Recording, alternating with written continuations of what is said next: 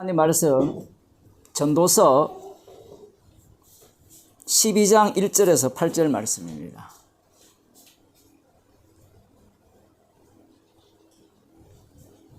구약 성경 956쪽입니다.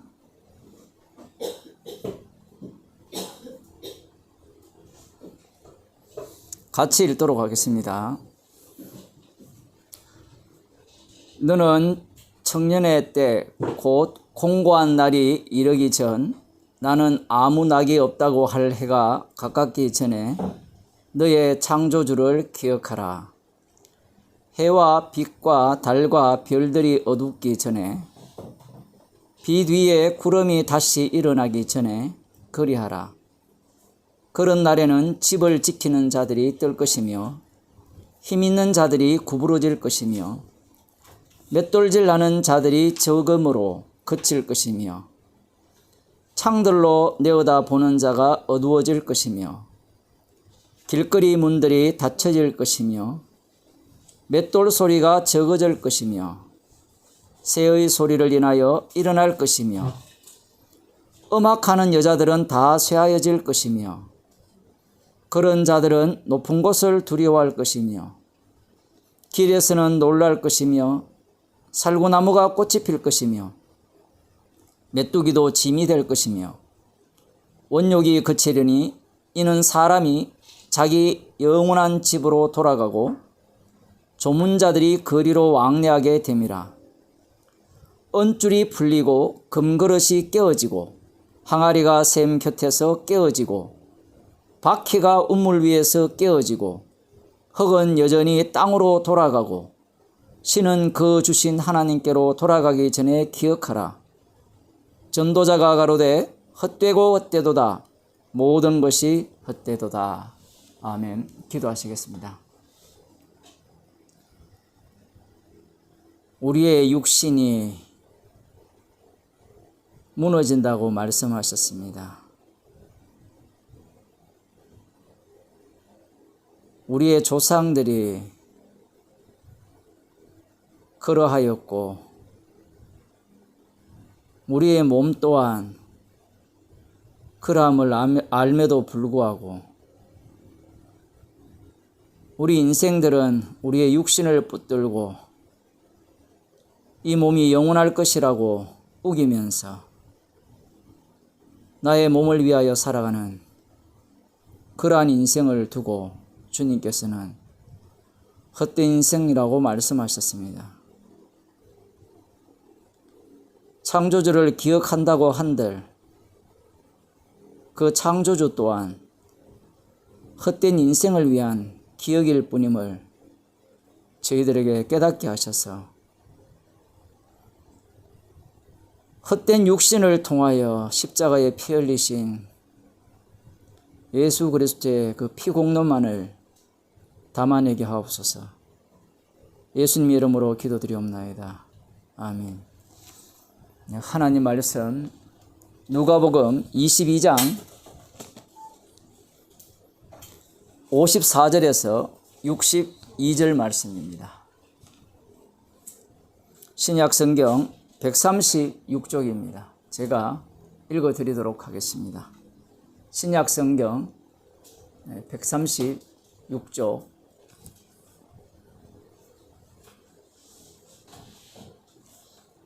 예수를 잡아 끌고 대제사장의 집으로 들어갈새 베드로가 멀찍이 따라가니라. 사람들이 뜰 가운데 불을 피우고 함께 앉았는지라. 베드로도 그 가운데 앉았더니 한 비자가 베드로의 불빛을 향하여 앉은 것을 보고 주목하여 가로되 이 사람도 그와 함께 있었느니라 하니 베드로가 부인하여 가로되 이 여자여 내가 저를 알지 못하노라 하더라. 조금 후에 다른 사람이 보고 가로되 너도 그 당이라 하거늘 베드로가 가로되 이 사람아 나는 아니로라 하더라. 한 시쯤 있다가 또 한 사람이 장담하여 가로되 이는 갈릴리 사람이니 참으로 그와 함께 있었느니라. 베드로가 가로되 이 사람아 나는 너 하는 말을 알지 못하노라 고 방금 말할 때에 닭이 곧 울더라. 주께서 돌이켜 베드로를 보시니 베드로가 주의 말씀 곧 오늘 닭 울기 전에 네가 3번 나를 부인하리라 하심이 생각나서 밖에 나가서 심히 통곡하니라. 아멘. 마태복음 13장을 펼쳐보시기 바랍니다.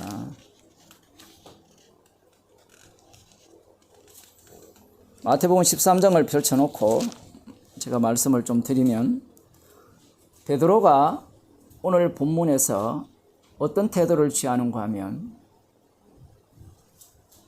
예수님이 지금 대제사장들과 권력자들이죠. 권력자들은 죽이기도 하고 살릴 수 있는 그러한 권세를 가진 자들인데, 이들에게 잡혀갔을 때 그 대제사장 집으로 함께 따라갔어요. 추우니까 뭐 불을 같이 쬐고 있는데 한 하녀가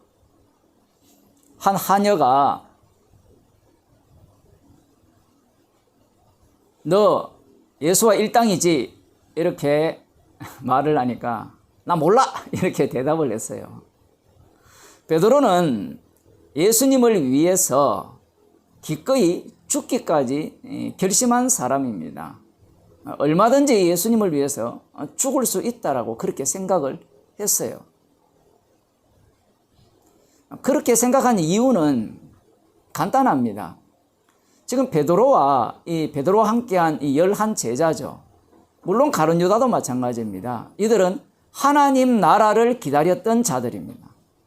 물론 이들이 꿈꾸는 기다린 하나님 나라는 가룟 유다가 기다린 하나님 나라와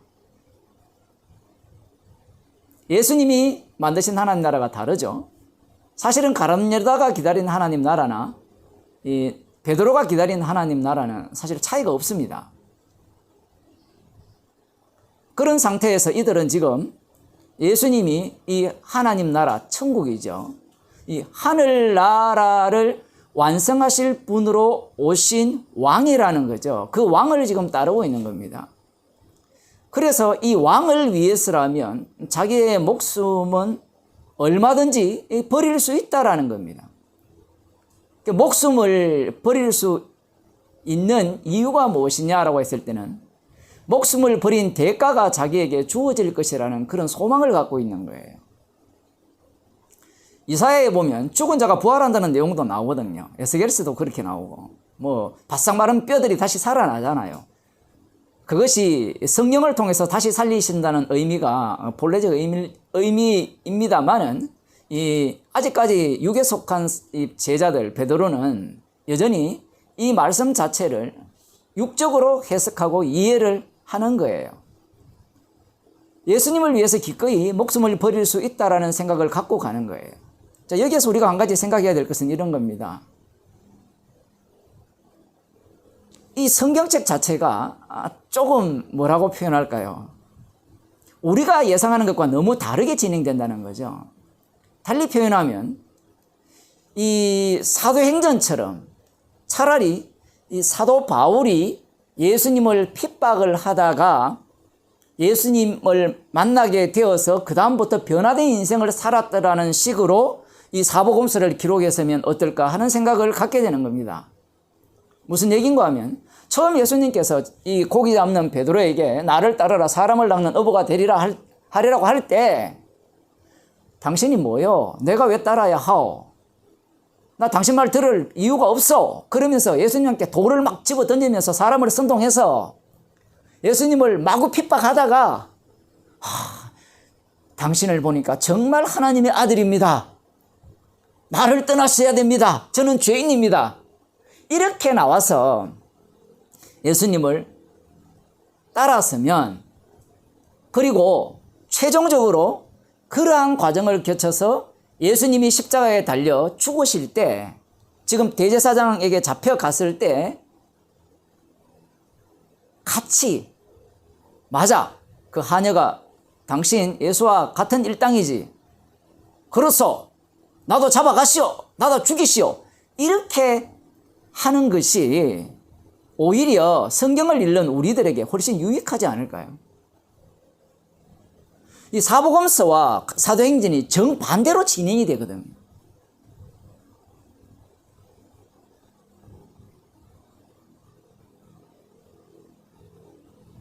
그럴 때 이 베드로가 진짜 예수 그리스도의 제자답다, 하나님 나라의 일꾼으로서 일꾼답다라고 이야기할 수 있지 않을까요? 처음에는 예수님 말씀에 순종해서 열심히 따라다녔습니다. 목숨까지 버리려고 했어요. 그런데 이 마지막 대목이죠. 마지막. 사람들이 여기를 굉장히 중요시 여기거든요. 아무리 지금 예수님을 잘 믿다가도 나중에 그 겁주는 자들이 있잖아요. 종말론 주장하는 자들. 겁을 줘가지고 그때 예수를 부인하면 절대로 안 된다라는 거죠. 마치 이 코로나 때 정부가, 아마 그렇게 목사하는 사람 한둘이 아닐 거예요. 정부가 예배 모이지 말라 하는데 이거 정부 말 들으면 이게 짐승인데 요한계시록 보면 그 말은 다 맞아요. 틀린 말로 안 하거든요. 악마는. 그래서 우리가 이걸 이겨내면 천국 간다 이야기예요. 이런 본문들이 그렇게 많이 활용이 돼요. 왜냐하면 요한계시록 연결해버리면 그렇게밖에 볼 수가 없거든요. 아무리 처음에 예수님을 믿는다고 하고 쫓아다닌다 하더라도 마지막에 부인하면 천국 못 가요. 그게 오늘날 교인들이 갖고 있는 사고방식이에요. 왜냐하면 천국이라는 자체가 자기 힘으로 들어갈 수 있다고 생각했기 때문에 그래요. 그런데 그 사고방식을 누가 갖고 있었는가 하면 바로 베드로가 갖고 있었던 거예요. 하나님 나라, 천국, 그 천국은 내가 얼마든지 결심하고 결정하고 이 가오를 다진다면 이 목숨까지 버려서라도 내가 들어갈 수 있습니다 라고 생각한 것이 베드로예요. 베드로가 그렇게 했다는 것은 그 당시 모든 유대인들이 그랬다는 거고 가룟 유다도 마찬가지입니다. 처음에도 말씀드린 것 같이 그들이 꿈꾸는 하나님 나라가 예수님이 갖고 오신 하나님 나라가 다르기 때문에 그래요. 제가 설교 때마다 여러 번 말씀드렸습니다만은 그들이 꿈꾸는 하나님 나라는요, 그들이 상상한 하나님 나라가 아니에요. 꼭 기억하세요. 어떤 하나님 나라인가 하면 구약 성경에 예언된 하나님 나라입니다. 자기들이 조작한 하나님 나라가 아니에요. 선지자들이 예언한 그 하나님 나라를 그들은 기다리고 있었던 겁니다. 그런데 그 나라는 반드시 무엇이 개입되어야 되는가 하면 자기들의 열심과 수고와 희생, 심지어는 자기 목숨까지 버리기까지 거기에 개입이 돼야 돼요. 왜냐하면 과거 역사가 그랬거든요. 구약에도 하나님 은혜로 애굽에서 탈출을 했잖아요. 표현을 하자면 자기들이 한 게 없거든요. 그런데 광야에서 자기들이 말씀에 화합하지 않으니까, 히브리서에도 나오잖아요. 순종하지 않으니까 하나님께서 진멸했잖아요. 그러니 하나님 나라에 들어갈 수 있는 방법은 은혜도 있어야 되지만 그건 기본입니다. 은혜는 기본적으로 깔아놓고 그 다음 무엇이 있어야 되는가 하면 우리의 순종이 있어야 되는 거예요. 순종이 없으면 하나님 나라에 들어갈 수 없다는 게 이 성경 전문가들의 결론이에요. 유대인들이 다 그렇게 했습니다. 뭐 은혜로만 구원 얻는다, 그 얘기도 다 했어요. 은혜로만 구원 얻는데 그 은혜 속에 무엇이 담겨 있는가 하면 우리의 순종이 담겨 있다는 거예요. 순종이. 그 근거가 구약 성경에 쫙 펼쳐져 있거든요. 심지어 신약 성경에도 펼쳐져 나왔어요. 신약 성경에 어디에 말씀을 거역하라가 나옵니까? 다 순종하라가 나오죠. 말씀을 들으라가 나오지 말씀을 듣지 말고 네 맘대로 살아라가 어디에 나와요? 그러니까 성경 해석법은 그럴 수밖에 없습니다. 이 베드로는 구약에 속한 사람입니다. 구약에 속했다라는 것은 그가 들어갈 수 있는 하나님 나라를 구약의 바탕에서 생각한다라고 말씀드렸죠. 그죠? 그러면 구약에서 하나님 나라에 어떻게 들어갈 수 있는가라고 할 때 마태복음 13장을 우리가 펼쳐놨잖아요. 마태복음 13장에는 무엇이 나오는가 하면 하나님 나라의 비유가 나와요. 예수님께서 말씀을 하실 때 하나님 나라는 이렇다라고 말씀해버리면 우리에게 참 편리할 건데 하나님 나라의 비유로 꼭 말씀을 하세요. 비유로 말씀하시는 순간 인간들은 그 믿기에 다 걸려 지옥 갑니다. 왜? 못 알아듣게 됐기 때문에 그래요. 어떤 사람들은 비유를 말씀함으로 말미암아 더 쉽게 설명한다고 하는데 비유로 말씀함으로 말미암아 더 쉽다라는 그 생각 때문에 그 비유에 완전히 비유라는 걸림돌에 걸려서 넘어지는 거예요. 여기에 천국의 비유가 나오잖아요. 제자들이 이 비유를 들었거든요. 누가복음에는 이 얘기가 안 나오지만 이 천국의 비유를 제자들이 들었단 말이에요. 물론 나옵니다만. 그 비유를 들었을 때 이들은 이 비유에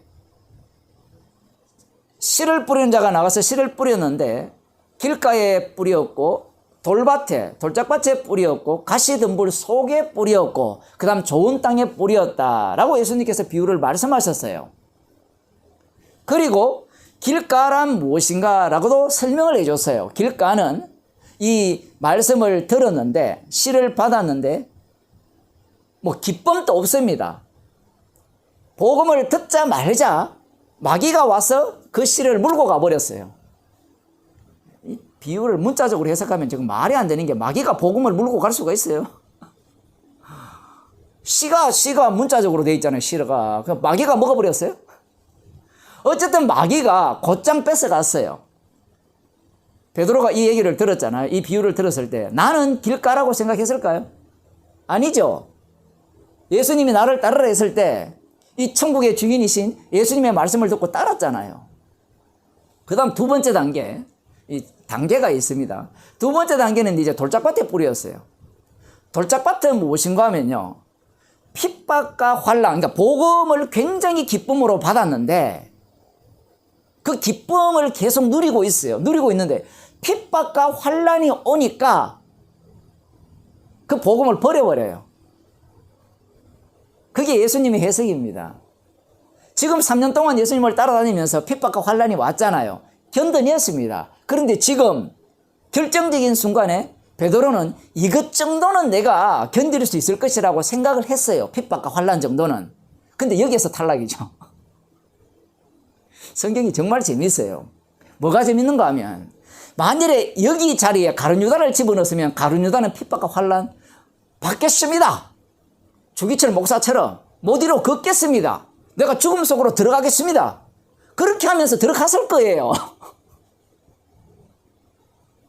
그런데 주님은 이 길가 돌짝밭이라는 이 말씀 자체 속에서 차단용이에요. 차단용. 그런데 아직 베드로는 수준이 너무 낮아가지고 어디까지 안 왔어요. 세상 재리와 유혹이 마지막에 가시덤불 속에 뿌려진 시거든요. 세상 재리와 유혹, 그 돈의 유혹이에요. 몸이 편안하게 살고 싶다는 겁니다. 지금 환난과 핍박은 왜 오는가 하면 예수님을 따르기 때문에 환난과 핍박이 오는 거잖아요. 예수님을 따르기 때문에. 그러니까 그 예수님을 따르기 때문에 환난과 핍박이 오니까 이것은 내 몸을 위한 것은 맞긴 맞는데 이걸 단절만 시키면 내 몸은 살아날 수가 있잖아요. 그런데 세상 재리와 유혹은 내 몸과 직결되어 있어요. 이거는 단절시킬 수가 없습니다. 그게 더 어려운 단계예요. 표현을 하자면 베드로는 이 비유의 말씀을 들었을 때 내가 그 정도는 뚫고 나갈 그러한 어떤 믿음이 있다라고 생각을 한 겁니다. 그래서 나는 최종적으로 좋은 밭으로서 30배, 60배, 100배의 결실을 맺을 수 있을 것이라고 확신하고 예수님을 따라 나섰던 거예요. 제가 지금 이렇게 이야기하면 이렇게 지금 해석을 하면요, 이 해석이 맞는 것 같잖아요. 베드로의 생각이. 이건 뭘 빼버리는가 하면요, 구약을 빼버리고 해석한 거예요. 지금 제가 길게 한 해석이. 베드로가 지금 구약에 속했다고 했잖아요. 그러면 이 땅 나오잖아요. 밭이라는 비유를 들었을 때 이 밭은 무엇과 관련되어 있는가 하면 약속의 땅과 관련되어 있어요. 그러니까 베드로가 지금 생각하는 게 누구의 생각인가 하면 그 당시 유대인들의 생각이고 그리고 구약의 자기들의 선조들의 생각이에요. 쉽게 말하면. 그 생각 자체가 엉터리라는 겁니다. 왜 엉터리인가 하면 이 밭이라고 이야기했을 때는 약속의 땅이거든요. 이 30배, 60배, 100배의 결실은 어떻게 가능하냐라고 할 때는 그것부터 이해를 해야 돼요. 이 비유를 이해할 때는. 그렇지 않으면 저도 뭐 어릴 때 그 농촌에서 자랐기 때문에 실제로 이렇게 비유하는 것은 쉬워요. 왜냐하면 겨울에 그 밭에 보리 심어놓은 밭에 논도 될 수가 있는데 우리 학교 다닐 때 다 가로질러 다니잖아요. 가로질러 다니면 그게 길이 되고, 애들 놀다 보면 돌을 던지다 보면 돌짝밭이 되고, 주변에는 가시덤불이 이렇게 생겨나고 흔히 볼 수 있는 장면이잖아요. 그러니까 그 수준에서 이 본문을 비유를 이해를 하면 안 된다 이 얘기입니다. 그럼 구약에서의 밭, 구약에서의 이 땅, 그건 약속의 땅이죠. 그 약속의 땅의 특징이 무엇인가 하면요, 젖과 꿀이 흐르는 땅이죠. 그거는 누구나 다 알고 있잖아요. 그렇죠? 그런데 이 약속의 땅에 특징이 있습니다. 어떤 특징이 있는가 하면 우리 성경을 하나 찾아보겠습니다. 레위기 18장 28절입니다.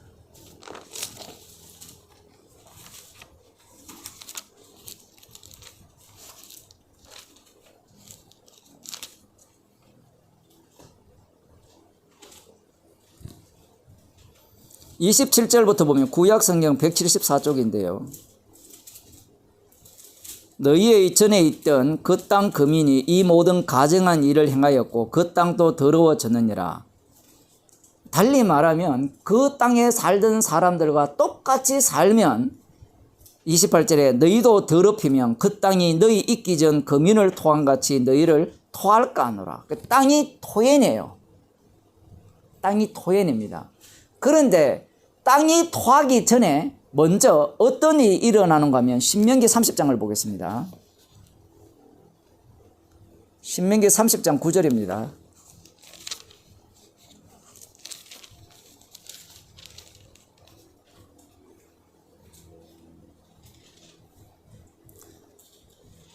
(9절에) 보면 찾았습니까? 310쪽인데 네가 내 하나님 여호와의 말씀을 순종하여 이 율법책에 기록된 그 명령과 규례를 지키고 내 마음을 다하며 성품을 다하여 여호와 내 하나님께 돌아오면 내 하나님 여호와께서 네 손으로 하는 모든 일과, 기존교회 다닐 때 많이 들었죠. 네 손으로 하는 모든 일과 네 몸의 소생과 네 육축의 새끼와 네 토지 소산을 많게 하시고, 핵심은 그거예요. 소산을 많게 한다는 겁니다. 손에 하는 모든 일 속에 손만 대면 뭐예요? 돈이 엄청 벌리고 농사를 지어도 그 수확물이 엄청나게 나온다는 거예요. 30배, 60배, 100배가 나온다 이런 얘기입니다. 지금 토지 소산을 많게 하시고 네게 복을 주시되 곧 여호와께서 내 열조를 기뻐하신 것과 같이 너를 다시 기뻐하사 네게 복을 주시리라 이렇게 말씀하셨습니다. 자, 이제 좀 더 어려운 장면으로 넘어가겠습니다. 이 땅은 어떤 땅인가 하면 약속의 땅이죠. 약속의 땅의 특징이 무엇인가 하면 땅이 소산물을 내어놓는 그 방식이 있어요. 그 땅은 무엇인가 하면 이 약속의 땅은 무엇 더하기 무엇의 결과물이에요. 그럼 무엇 1A 더하기 B의 결과물을 했을 때 A 자리에 뭐가 들어가고 B 자리에 뭐가 들어가느냐, 이게 굉장히 중요하거든요. 그럼 A 자리가 무엇인가 하면 율법입니다. 쉽게 말하면 언약이라고 생각하면 돼요. 언약을, 율법을 누구와 결합시키는가 하면 이스라엘 백성들을 애굽에서 끄집어냈잖아요. 그들을 하나님의 장자라 하죠. 그러니까 하나님의 장자와 율법을 결합시켜서 어디에 집어넣는가 하면 약속의 땅에 넣습니다. 넣게 되면 이 율법과 하나님의 장자의 그 결과물이 그 덧셈을 하잖아요. 덧셈을 한 결과물이 땅이 나타나는 현상이에요. 무슨 얘기인가 하면 율법대로 하나님의 장자가 살게 된다면 땅은 방금 말씀드린 바와 같이 소산을 풍족하게 내어 놓는다라는 거예요. 이 약속의 땅이 참 특이하죠. 결론만 우리는 알고 싶잖아요. 그 결론만 보여주는 게 약속의 땅이에요. 약속의 땅에서 그들이 추방당했다, 땅이 토했다라고 하면 결론이 뭡니까? 너희들은 율법에 부합했다 안 했다? 안 했다는 얘기예요. 그래서 지금 신명기 30장에서 하시는 이 말씀의 의미는 그런 겁니다. 지금 우리가 볼 때는 땅이 소산을 많이 낸다 라고 이렇게 표현을 하니까 야 좋겠다라고 하지만 그 땅은 내가 아무리 땀을 많이 흘려도 소산을 많이 낼 수가 없어요. 이 땅의 원리는. 율법대로 살 때 마음과 뜻과 정성을 다하여 하나님을 경외할 때 그 땅에서는 소산을 내는 겁니다. 그것도 풍족하게. 성경 하나 더 보겠습니다. 신명기 32장 13절입니다.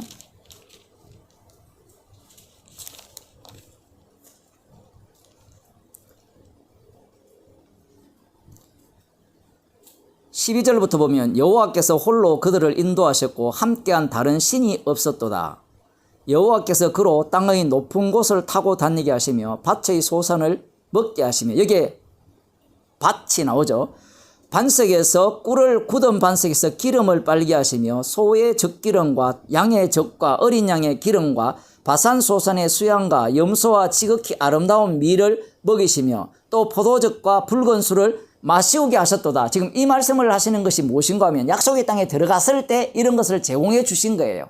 제공해 주셨을 때는 그들이 말씀대로 살아서 제공한 게 아니에요. 미리 맛배기로 보여준 겁니다. 왜냐하면 그 땅은 제가 그저께 지난주에도 말씀드렸습니까? 약속의 땅 자체가 율법대로 살지 않았던 자들이 살아도 포도송이가 어느 만큼 컸다 했습니까? 두 사람이 막대기를 끼고 짊어지고 갈 만큼 수확이 어마어마한 거예요. 그 땅 자체가. 그런데 이스라엘 백성들이 그 땅에 들어갔을 때 그것을 무엇으로 보는가 하면 하나님께서 그들에게 제공한 소산물로 봐요. 자, 그런데 15절에 보면 그러한데 여수론이 살찜에 발로 찼도다. 네가 살찌고 부대하고 윤택하며 자기를 지으신 하나님을 버리며 자기를 구원하신 반석을 경홀히 여겼도다. 그들이 다른 신으로 그의 질투를 일으키며 가정한 것으로 그의 진노를 격발하였도다. 그들은 하나님께 제사하지 아니하고 마귀에게 하였으니 곧 그들의 알지 못하던 신, 근래에 일어난 새 신, 너희 열조에 두려워하지 않던 것들이로다. 너를 낳은 반석은 네가 상관치 아니하고 너를 내신 하나님은 네가 잊었도다. 여호와께서 보시고 미워하셨으니 그 자녀가 그를 경록케 한 영고로다. 여호와의 말씀에 내가 내 얼굴을 숨겨 그들에게 보이지 않게 하고 그들의 종말에 엇담을 보리니 그들은 심히 패역한 종류요 무신한 자녀이미로다. 그들이 하나님이 아닌 자로 나의 질투를 일으키며 그들의 허무한 것으로 나의 진노를 격발하였으니 나도 백성이 되지 아니한 자로 그들의 시기가 나게 하며 우준한 민족으로 그들의 분노를 격발하려로다. 내 분노의 불이 일어나서 음부 깊은 곳까지 사르며 땅의 그 소산을 삼키며 산들의 터도 붉게 하는도다. 내가 재앙을 그들의 위에 사하며 나의 살을 다하여 그들을 쏘리로다. 그들이 주림으로 파리하며 불같은 더위와 독한 파멸에게 삼키울 것이라. 내가 들짐승의 이와 티끌에 기는 것의 독을 그들에게 보내리로다.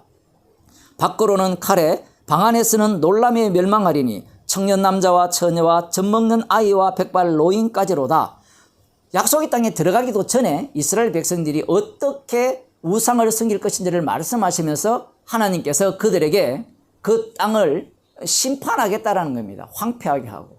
물론 이건 최종 심판과 연결되어 있습니다. 예수님의 불로서 심판하시는 것과 연결되어 있는데 지금 말씀대로 살지 않는 자는 말씀대로 살지 않을 때 그 땅은 황폐해집니다. 여기에 대한 대표적인 내용이 룻기에 나오거든요. 룻기를 한번 보겠습니다.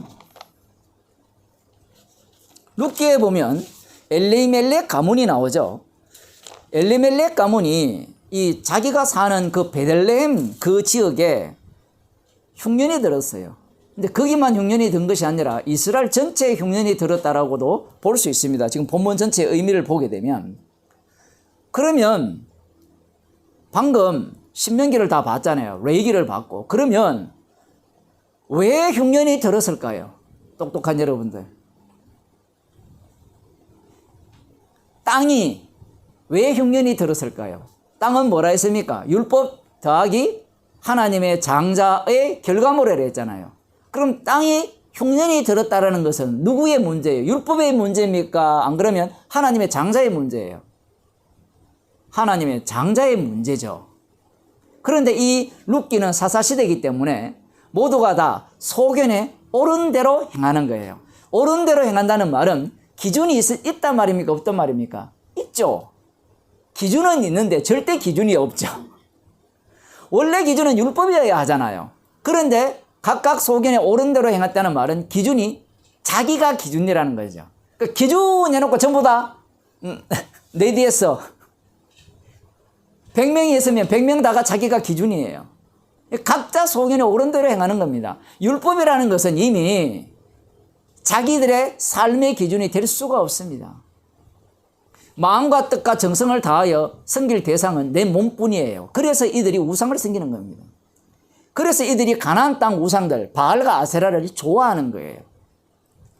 그 약속의 땅에 지금 흉년이 들었다는 말은 율법 더하기 하나님의 장자의 결과물이 그러하다는 거예요. 흉년은 어떻게 됩니까? 가뭄은 어떻게 들어요? 하늘에서 비가 안 내리잖아요. 비가 안 내리면 사람들은 무엇 때문이라 합니까? 하늘이 노예사라고 생각하잖아요. 그래서 하늘 신에게 제사를 드리는 겁니다. 이들은 자기들이 율법으로 돌아가야 된다고 생각지 못하는 시대가 사사시대예요. 그래서 이 엘리멜렉 가문이 어디로 이동을 합니까? 하나님이 주신 기업, 그 땅을 버리고 모압 땅, 이방 땅으로 이사를 가죠. 그곳에 가면 이 흉년을 피해서 그곳에 가면 이 나오미 얘기를 들어보면 풍족하게 나갔다 했으니까 그 풍족함의 더 풍족함을 누릴 수 있을 것이라고 생각을 하면서 모압 땅으로 가는 거예요. 엄격히 따져보면 사실은 모압 땅으로 가지 않아도 이들은 먹고 살 수 있어요. 그런데 이들의 욕심이, 이 몸의 욕망이 발동을 하니까 이걸로는 만족을 못하는 겁니다. 저쪽 보니까 정보, 들리는 소문을 들어보니까 야, 저기 가면 훨씬 더 잘 살 수 있을 것이다 생각해서 호주 다녀오셨죠. 호주입니까? 뉴질랜드입니까? 거기 다녀오셨잖아요. 더 많은 돈을 벌 수 있을 것이라 그렇게 생각해서 간 거예요. 갔는데 그곳에서 그들이 어떤 일을 당합니까? 남자들이 다 진멸당하죠. 남자들이 진멸당했다는 것은 가문이 멸망당했다는 거예요. 가문이 멸망당했다는 것은 하나님의 축복이 날아갔다는 겁니다. 그런 상태가 된 거예요. 지금 이런 상황을 지금 누가 알아요? 자, 베드로를 이해할 때 구약 전문가라고 생각하셔야 된다고 했죠. 이걸 알고 있습니다. 그러면 땅이 왜 흉년이 들었는가 그 원인을 찾아보면 그 원인이 누구에게 있는 거예요? 각자 소견에 옳은 대로 행한 그들에게 원인이 있었지 율법 문제가 아니었잖아요. 이들이 다시 약속의 땅으로 돌아갈 수 있었던 근거는 율법의 실행이잖아요. 율법의 특징은 두 가지입니다. 율법이 이루는 것은 축복과 저주예요. 율법이 그대로 실행되었죠. 남자들을 다 죽여버립니다. 말씀대로 살지 않으면 죽여버리죠. 그 죽음이라는 자체가 저주라는 식으로 진행이 되고 동시에 하나님의 긍휼, 사랑이 그 율법 속에서 나오죠. 그 사랑이 루시라는 사람을 통해서 이스라엘 백성들에게 이렇게 전달되는 거예요. 그 내용을 베드로가 알고 있었느냐? 몰랐죠. 몰랐는데 대략적으로는 이 구약을 보게 되면 율법을 지키지 않아서 땅이 소산을 내지 않았구나 그렇게 생각을 해야 되죠. 자, 그런데 지금 베드로는 왜 자기가 좋은 결실을 맺는 옥토라고 생각할 수밖에 없는가 하면 그 이유가 뭐예요? 이제 답을 말씀드렸잖아요. 지금까지 율법 더하기 이스라엘 백성 장자로 했으니까 자기는 지금 율법대로 산단 말입니까? 안 산단 말입니까? 산다는 얘기예요.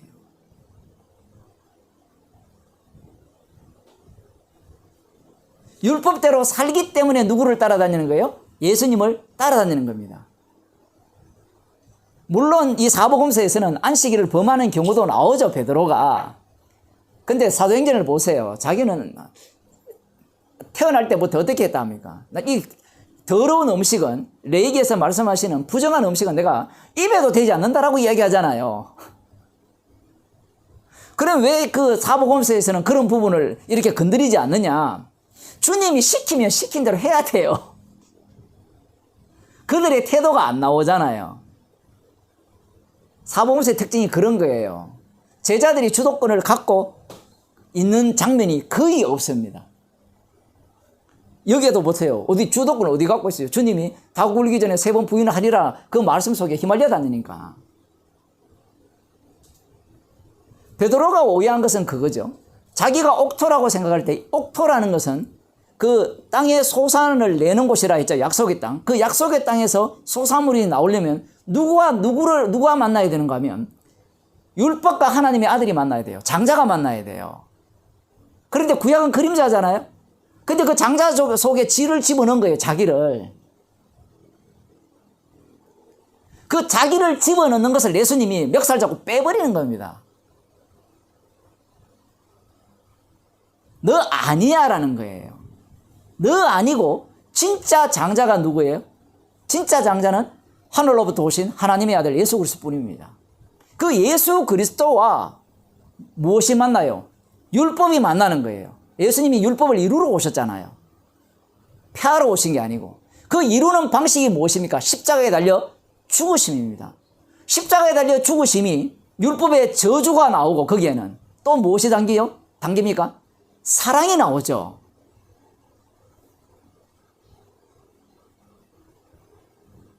그 결과물로 땅에 어떤 결과물이 나온다 했어요? 땅이 소사물을 풍족하게 넣어주게 되는 거예요. 지금 그 비유를 말씀하시는 거예요. 씨 뿌리는 비유에서 예수님의 죽으심과 율법이 빠져버리고 그것을 그냥 해석하게 되면 결국은 우리가 어떻게 해야 되느냐, 내가 어떤 열심을 내야 되는가, 내가 언제까지 견뎌야 되는가, 이 어려움과 위험 속에서 코로나 속에서 모이지 말라는데 지금 모여가지고 지금 그 감찰하는 팀이 오면 벌금 내야 될지 모르는데 구상권 청구할지도 모르는데 내가 그것을 견뎌내야 된다는 사고방식 자체가 이 말씀을 통해서 정당화시키는 거예요. 그게 베드로의 사고방식이었어요. 그런데 주님은 그런 사고방식을 갖고 있는 자를 철저하게 배제를 해버립니다. 그래서 예수님 자신이 옥토를 만드시고 뿐만 아니라 옥토 속에서 결실까지 만들어내셔서 그 결실을 누가 추수하는가 하면 예수님 자신이 추수하신다는 것까지도 친히 홀로 다 하시는 거예요. 그걸 지금 말씀하시는 겁니다. 씨 뿌리는 비유를 왜 오해하게 되는가 하면 예수님의 말씀을 내가 듣기 때문에 그래요. 예수님의 모든 말씀은 자기 자신에게 하시는 말씀입니다. 자기 자신이 이룰 내용을 말씀하시는 거예요. 그래서 성령을 주시면 이제는 내가 죽고 내 안에 그리스도께서 사시잖아요. 그래서 그리스도를 통해서 죽은 우리 속에 그리스도를 통해서 이 말씀을 이루어내는 거예요. 요한복음 4장을 보면 어떤 내용이 나오는가 하면 이 말씀에 대한 구체적인 내용이 나와요. 요한복음 4장을 한번 보겠습니다.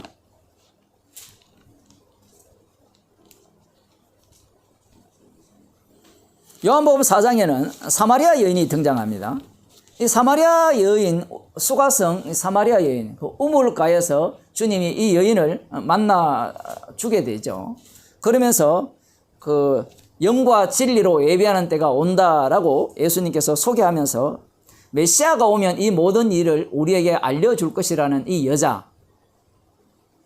여자의 말 앞에 예수님이 내가 바로 그로라 라고 하니까 이 여자는 물동이를 버려두고 자기 동네로 가서 동네 사람들 내 말 좀 들어보시오. 지금까지 나의 죄에 대해서 낱낱이 지적한 그분을 만났습니다. 나의 죄를 짊어지실 그 메시아를 만났습니다. 라고 소문을 내며 다니는 거예요. 그렇게 영적 예배를 드렸습니다. 이제 그런 와중에 이 정오쯤 되었으니까 제자들이 음식을 사러 갔거든요. 음식을 구하러 동네에 들어갔다가 돌아와서 제자들이 예수님께 말씀드립니다. 예수님 잡수세요 라고 하니까 나에게는 너희가 알지 못하는 양식이 따로 있다라고 이야기해요.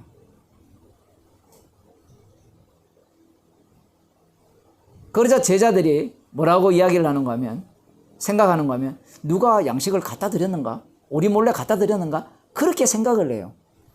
그게 요한복음 4장 33절에 나옵니다.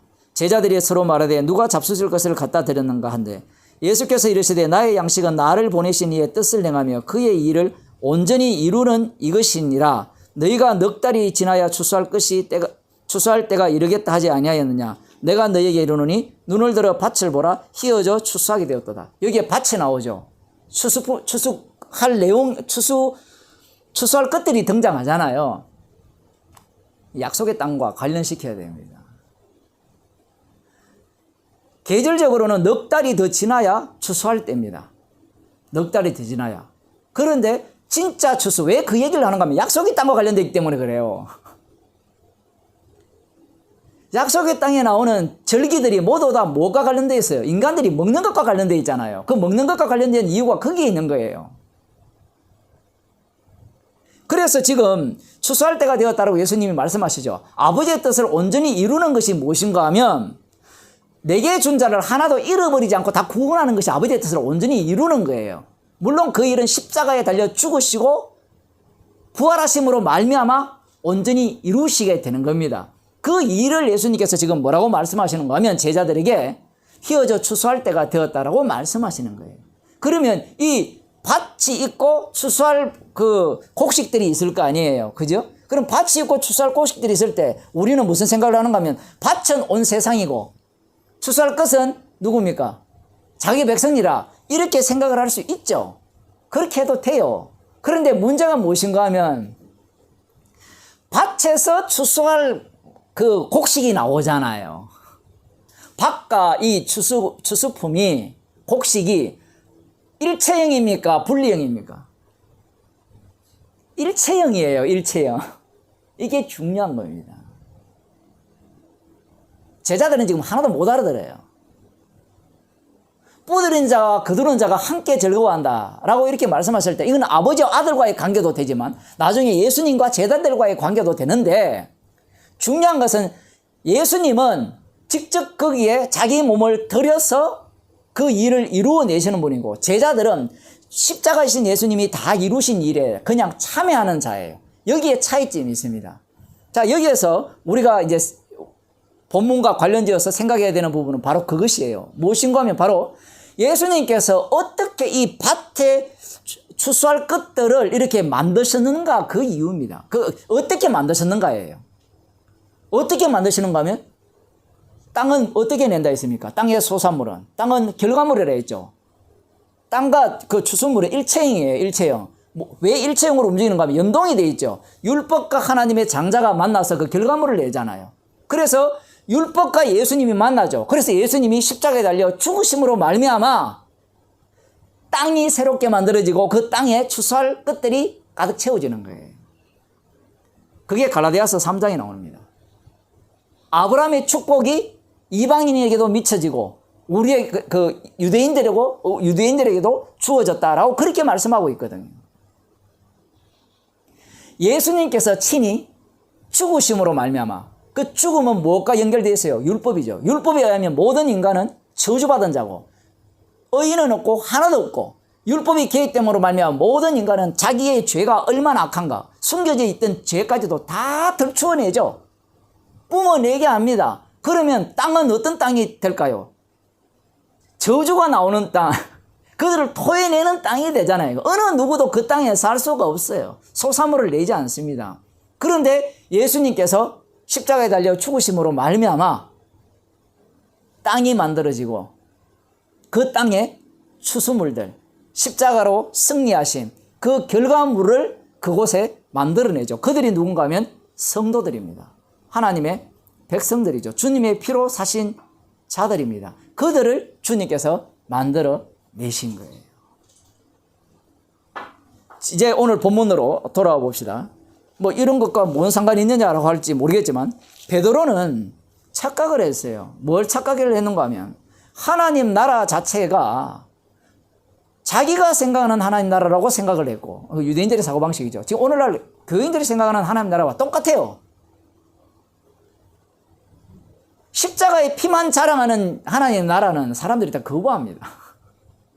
그게 무슨 하나님 나라예요? 하나님 나라 하면 십자가 피를 자랑하니까 그 다음 뭐가 있어야 되죠?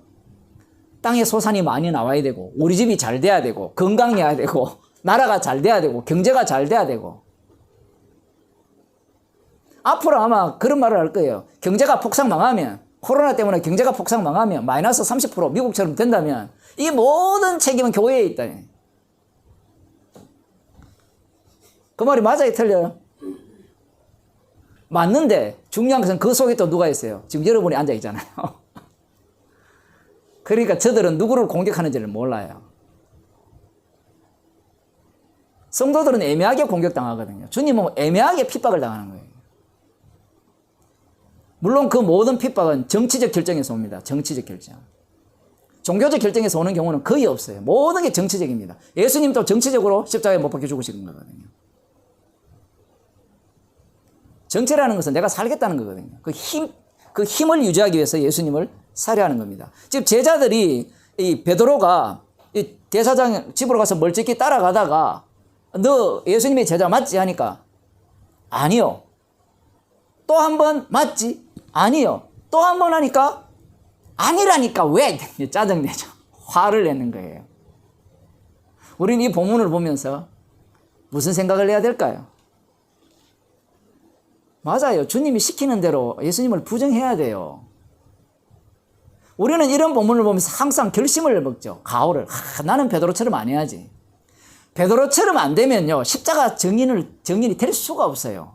베드로처럼 안 돼버리면 율법 플러스 하나님의 아들, 이렇게 아들의 죽음이 안 나와요. 그 죽음으로 만들어내는 땅이 안 되고 그 땅에서 나오는 결실물이 나올 수가 없어요. 달리 말하면 성령이 땅이라고 표현되어지거든요. 그 성령이 만들어내시는 그 결실, 추수물들이 나올 수가 없는 거예요. 자기가 아무리 성령이 만드신 추수물이라 해도 그들은 가짜기 때문에 무엇을 자랑하는가 하면 자기의 결심과 결정과 의로움을 자랑해요. 자기 행위를 내세우는 겁니다.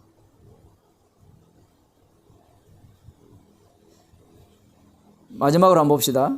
베드로가 가로되 61절 보면 주께서 돌이켜 60절 베드로가 가로되 이 사람아 나는 너 하는 말을 알지 못하노라. 방금 말할 때에 닭이 곧 울더라. 3번 말하니까 예수님의 말씀대로 닭이 운 거예요. 그러니까 3번 또 예수님께서 말씀하신 대로 되어진 겁니다. 야, 이게 정말 신기하죠. 베드로가 예수님이 말씀하셨으니까 주님, 제가 주님 말씀대로 3번 꼭 부인하겠습니다. 이렇게 했어요. 오늘날 교인들은 그렇게 살거든요. 주님 말씀대로 제가 살겠습니다. 이러거든요. 성도는 말씀대로 살겠습니다 해서 사는 자가 아니라 말씀에 휘말려서 말씀에서 살림을 당해요. 왜냐하면 주님의 증인이기 때문에 그래요. 우리가 한 일이 없기 때문에 그래요. 주님이 율법과 만나서 십자가에 달려 죽으셨기 때문에 언약을 다 이루셨기 때문에 그 혜택으로 성도가 만들어졌거든요. 그 다음 장면이 주께서 돌이켜 베드로를 보시니 베드로가 주의 말씀 곧 오늘 닭 울리기 전에 네가 3번 나를 부인하리라 하심이 생각나서 밖에 나가서 심히 통곡 아니라. 이 장면을 우리가 어떻게 봐야 되는가? 우리가 흔히 일어날 수 있는 일이잖아요. 그죠? 애들이 잘못했을 때 빡빡 우기다가 엄마가 전거를 딱 갖고 오면 어떻게 해요? 반성하잖아요. 이 베드로도 똑같습니다. 예수님이 눈빛이 쫙 비춰졌을 때 일반적으로 예수님 말씀대로 내가 3번 부인했구나. 그리고 말씀대로 되어졌구나. 주님 감사합니다. 이래 나오는 게 아니에요. 예수님이 말씀하셨음에도 불구하고 내가 3번이나 예수님을 부인했구나. 그래서 통곡하는 거예요. 얼마나 악합니까, 베드로가. 그러지 말았어야지. 뭘 그러지 말아요. 성령은 아들이 십자가에 못 박혀 죽으심으로 주어지는 영이에요. 자기의 결심과 결정, 자기가 말씀에 순종함으로 성령을 받을 수 있는 길은 없습니다. 그래서 예수님께서는 십자가에 달려 죽으실 때, 고난 받으실 때 홀로 가신 거예요. 베드로를 잘라버리는 겁니다. 씨 뿌리는 비유가 딱 맞죠? 그죠? 베드로는 1단계, 2단계에서 끝난 거예요. 2단계에서 날아가 버린 겁니다. 베드로는. 왜 그렇습니까? 말씀대로 되어짐을 보여주는 증인이기 때문에 그래요. 그래서 이 비유는 성도의 몸에서 늘 일어나는 비유의 말씀입니다. 성도의 몸에서. 길가도 일어나고요. 돌짝밭도 일어나고요. 가시덤불 속도 일어나고 옥토도 일어나는 거예요. 이게 스펙트럼처럼 쫙 보여주는 겁니다. 이 모든 네 가지 종류가 십자가의 피를 전가하는 모습들입니다. 물론 긍휼을 입지 못한 자들은 이 세계 속에 그 옥토가 아니니까, 옥토기 때문에 네 개를 다 보여주지만 옥토가 아닌 자들은 세 개만 보여줍니다. 그래서 주님은 다 잘라내버리죠. 그래서 십자가에서 홀로 다 이루어졌다는 것을 증거하게 하기 위해서 베드로는 닭 울기 전에 3번 부인해야 했던 거예요. 이 세상은 십자가에 지신 예수 그리스도의 주되심을 증거하기 위해서 우리 모든 인간을, 자기 백성을 죄인으로 드러내기 위해서 주님은 환경을 조성합니다. 지금 주님이 환경을 조성했거든요. 주님이 만일에 베드로에게 이런 일을 안 겪게 하려면 어떻게 하면 됩니까? 못 따라오게 만들면 돼요. 예수님이 파도도 잠잠케 했는데 그거 하나 못 하시겠습니까? 못 따라오게 하고 어떻게? 이런 일을 안 겪게 하면 되잖아요. 그러니 성도는 온갖 일을 다 겪어야 됩니다. 성도가 당하는 모든 일, 모든 당하는 일, 그런 것들을 통해서 주님은 십자가 지신 그 예수님 홀로 모든 것을 다 이루셨음을 드러내시면서 성도를 십자가의 증인으로 만들어내십니다. 오늘도 기도하겠습니다. 하나님 아버지, 내가 십자가의 증인이 되는 것이 아니라 성령의 인도하심을, 성령의 인도하심으로 우리를 이끄시고 주께서 조성하신 환경 속으로 우리를 몰아넣으셔서 십자가 피 외에는 자랑할 것이 없는 자로 저희들을 날마다 새롭게 창조하시는 그 놀라운 은혜를 맛보는 주의 백성이 되게 하여 주옵소서. 예수님 이름으로 기도드리옵나이다. 아멘.